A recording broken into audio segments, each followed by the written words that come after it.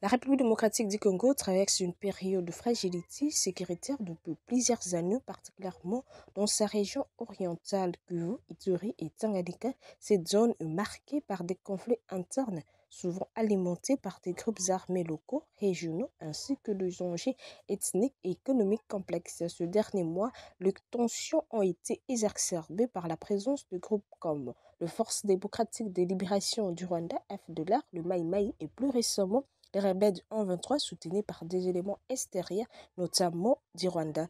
L'insécurité persistante dans l'Est reste un défi majeur pour l'État congolais. Des civils sont régulièrement pris dans les violences et les efforts pour rétablir la paix sont souvent contrecarrés par des factions militaires, par manque de coordination ou par des intérêts divergents.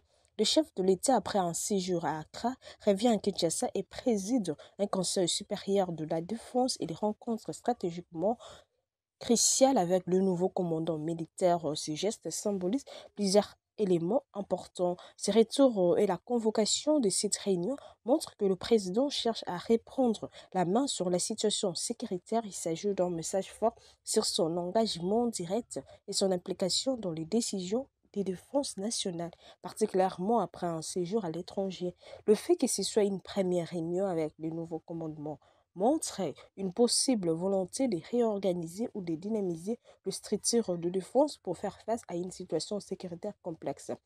Un changement dans la hiérarchie militaire pourrait refléter un changement de stratégie ou la volonté de renforcer les capacités de l'armée. Lors de cette réunion, le président pourrait également revoir les priorités militaires, la stratégie de lutte contre les groupes armés et la gestion des opérations de sécurité dans l'Est du pays. La mention spécifique de la situation sécuritaire préoccupante dans l'Est du pays indique que les autorités congolaises sont conscientes de l'urgence de la situation, les contraintes entre l'instabilité prolongée dans cette région et les efforts nationaux pour établir une paix durable est un point central de l'analyse.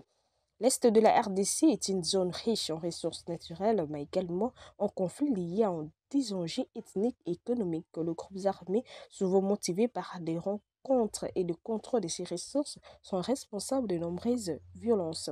Les groupes armés comme le FDLR, le Maï Maï et surtout le M23, soutenus par des intérêts extérieurs, continuent d'opérer dans cette zone. L'ingérence des pays voisins, en particulier le Rwanda, dans la région est de la République démocratique du Congo, a exacerbé les conflits, le soutien présumé de certains groupes armés par les acteurs extérieurs comme le Rwanda avec le 1-23 complique la tâche des autorités congolaises qui se battent sur plusieurs fronts militaires, diplomatiques et économiques. La question de milices locales issues des communautés ethniques est également un facteur clé. Ces groupes sont souvent difficiles à désarmer en raison de la polarisation ethnique et le réseau informel de pouvoir qui les soutiennent. L'armée congolaise se trouve donc face à une multitude d'acteurs avec des intérêts parfois divergents.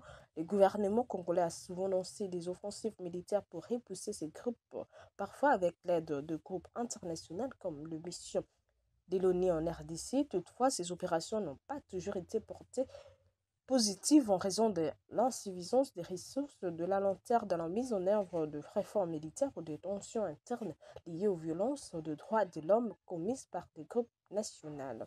Parallèlement aux actions militaires, la RDC a également essayé de négocier avec certains groupes rebelles, mais ces tentatives sont souvent fragiles et insuffisantes pour obtenir des résultats durables. Les dialogues de paix sont perturbés par des actes de violence requérant une solution clé pour le gouvernement pourrait être un renforcement significatif de l'armée nationale en combinant modernisation des équipements, formation des soldats et meilleure stratégie de coopération avec le voisin pour rencontrer ou pour contrer les groupes armés transnationaux. Le président de la République démocratique du Congo, Félix Antoine Tshisekedi Tshilombo, en réunissant le nouveau commandement militaire et en insistant sur la situation sécuritaire dans l'Est, marque son intention de traiter cette crise avec une nouvelle approche. Toutefois, la réussite de cette stratégie dépendra de plusieurs facteurs. La capacité du gouvernement à unir toutes les actions politiques et militaires autour de l'objectif commun de la paix et de la sécurité est essentielle. La RDC ne pourra pas affronter seul le défi sécuritaire qu'il a, c'est l'implication d'acteurs internationaux comme ONU, qui d'ailleurs La population ne donne plus vraiment les crédits, mais aussi une coopération régionale renforcée est cruciale pour une approche globale. Le changement des commandements peut être un indicateur de la volonté du président de renforcer les forces armées pour plus d'efficacité sur le terrain. Cette réunion représente donc un tournant potentiel stratégique, mais doit être suivie des actions concrètes et d'une vigilance constante vis-à-vis de l'évolution du contexte sécuritaire. En résumé, cette analyse met en lumière le défi politique et sécuritaire actuel auquel le gouvernement congolais est confronté, tout en soulignant les enjeux géopolitiques internes et externes. Cette analyse pourrait également être un point de départ pour débattre des solutions possibles et des impacts à long terme de la situation sécuritaire dans la région du pays. Donc, le débat est vraiment très ouvert. On se retrouve très prochainement, mais d'ici là, l'actualité reste. On continue sur votre chaîne.